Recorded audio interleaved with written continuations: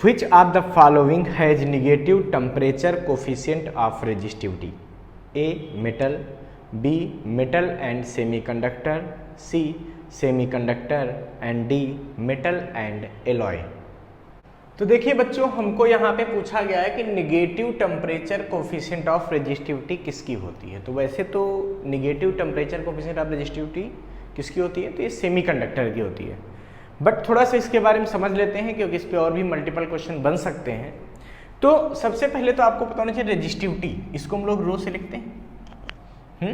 और रो का फार्मूला क्या होता है, RA/L।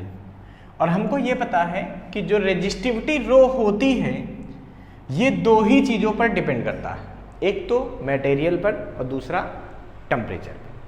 ठीक है, टेम्परेचर पे रेजिस्टिविटी कैसे डिपेंड करती है, तो इसका फार्मूला होता है ρT = ρ0 1 + αT, जहां पर ρT का मतलब होता है resistivity eight T degree Celsius, मतलब टेम्परेचर का T डिग्री सेल्सियस है तब की रेजिस्टिविटी। ρ0 का मतलब होता है रेजिस्टिविटी एट 0 डिग्री सेल्सियस, और अल्फा का मतलब होता है टेम्परेचर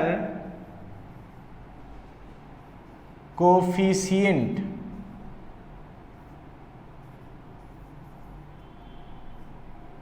ऑफ रेजिस्टिविटी। ठीक है, और बेटा जो यहाँ पे T है ये होता है गिवन टेम्परेचर, जिस टेम्परेचर पे रेजिस्टिविटी निकाली गई T डिग्री से वो है टेम्परेचर।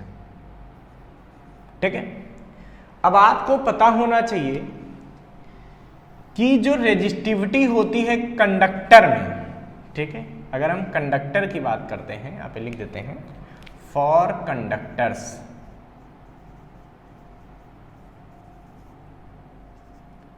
ठीक है, तो रेजिस्टिविटी इंक्रीज होती है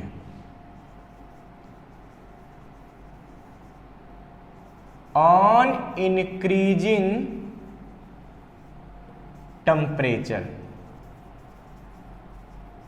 ठीक है, इसका मतलब अल्फा जो होता है, जब T बढ़ेगा तो ये वैल्यू बढ़ेगी, तब तो ये रोटी की वैल्यू बढ़ेगी। इसका मतलब अल्फा जो होता है वो पॉजिटिव होता है, मतलब कोफिशिएंट ऑफ रेजिस्टिविटी कैसी होती है, मेटल्स के लिए पॉजिटिव होती है। कंडक्टर की बात करो चाहे मेटल्स की बात करो, मेटल वो जो कंडक्टिंग मेटल हैं उनकी बात की जाए। ठीक है, अच्छा अब समझिए फॉर सेमी कंडक्टर्स। ठीक, तो सेमी कंडक्टर ऐसे मटेरियल होते हैं जिनमें जो है ये डिक्रीज होती है ऑन इंक्रीजिंग टेम्परेचर। टेम्परेचर के बढ़ाने से रेजिस्टिविटी जो होती है वो क्या होती है, डिक्रीज होती है। इसका मतलब T बढ़ेगा तो ये चीज़ घटेगी, तो ये तभी हो सकता है जब ये वैल्यू क्या हो, निगेटिव हो, अल्फा निगेटिव हो। इसका मतलब इसके लिए जो अल्फा होता है वो निगेटिव होता है।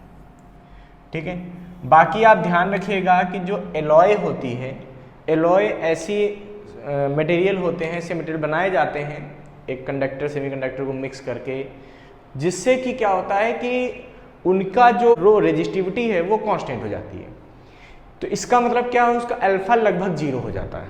तो उसका अल्फा लगभग क्या होता है, 0 होता है। वैसे एग्जैक्ट 0 नहीं होता, तो थोड़ा सा बहुत स्मॉल सी वैल्यू पॉजिटिव में होती है। ठीक है, बट नॉर्मली आप बोल सकते हैं कि एलॉय में अल्फा बहुत कम होता है, नियर टू 0 होता है। तो याद रखिएगा कि सेमी कंडक्टर में कोफिशिएंट ऑफ रेजिस्टिविटी निगेटिव होती है। इसको फटाफट नोट कर लीजिए बच्चों।